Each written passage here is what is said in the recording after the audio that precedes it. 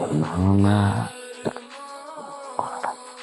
আমার আর ওই শয়তানের বাচ্চা ওর সামনে।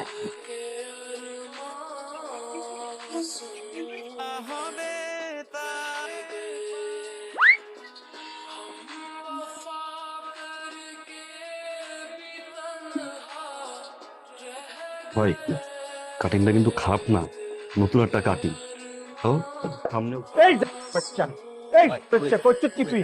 এটা সালমান আমির খান কাটিং, এটা আমার জিল্লু কাটিং। এটা যে হয়তো আইবার মুই ফরসুকে আর আইবো ফাতি খাইতে বলি।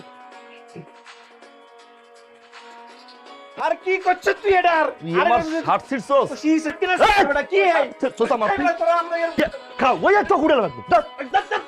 সভাপতির কাছে না না পড়ো না ওস্তাদ, কারা যেন মেলা গাড়ি লই আইছে আমাকে বস্তির দিকে।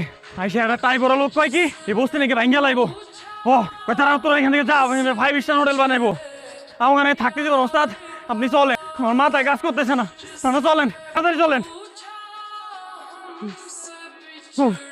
না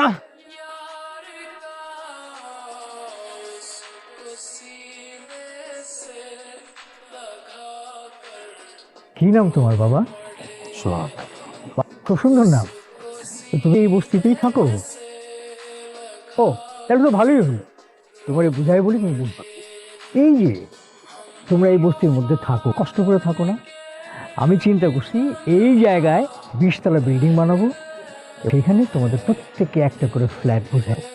কারণ কি, তোমরা এই বৃষ্টির মধ্যে কষ্ট করো, টিনের চালে রোদের মধ্যে গরমে পুড়তে থাকো, খুব কষ্ট হয় তোমার।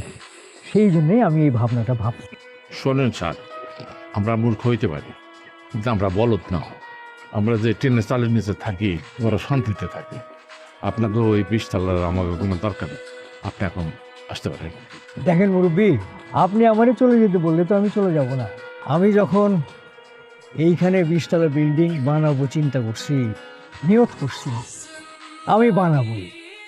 কবর মাপার সময় দিছিলাম, কবর মাপার সময় দিছিলাম, এখন আর কবর মাপার সময় দেব। 5 সেকেন্ড সময় দিলাম, যদি আনতে না গেছে 22 মাটির নিচে বুঝতে বুঝে দেবো। বয়স কম তো রক্ত অনেক গরম, তাই না? ঠিক আছে, চলো খোদা হাফেজ। চলো, যাও আগাও।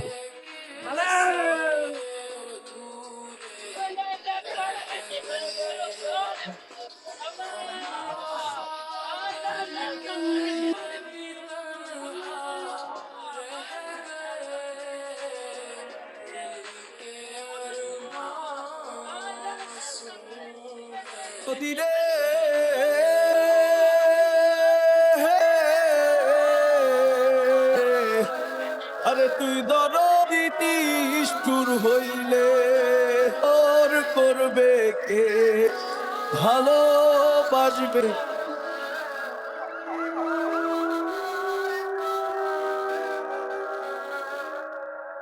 রাজধানীর মহাকুস্তির বউবাজার এলাকায় ভয়াবহ ঘণ্টা চেষ্টায় নিয়ন্ত্রণে এই ঘটনায় পুড়ে গেছে কয়েক বাইরে